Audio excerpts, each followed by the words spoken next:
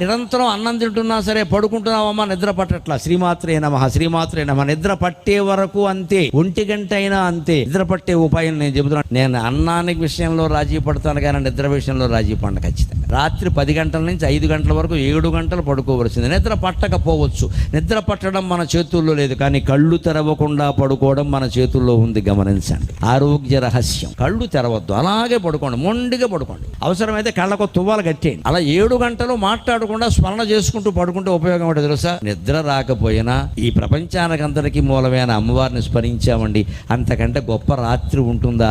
అదే కదా శివరాత్రి. మీ జీవితంలో మిగిలిన రాత్రులన్నీ కాళరాత్రులేనండి. భగవంతుడు స్మరించింది ఒకటే శివరాత్రి. పొద్దున్న మీరు చూసుకోండి, కావాలంటే పరీక్ష చేసుకుని. తెల్లవార్లు నిద్ర పట్టకపోయినా సరే మీరు కళ్ళు తెరవకుండా గుడ్డ కట్టుకుని పడుకోగలిగితే, కళ్ళకి గంతలు కట్టుకుని పడుకోగలిగితే పొద్దున్న ఏ రకమైన అలసట ఉండదు, కళ్ళల్లో ఎర్రజీరలు ఉండనే ఉండవు. మీరు పరిశీలించి చూసుకోండి.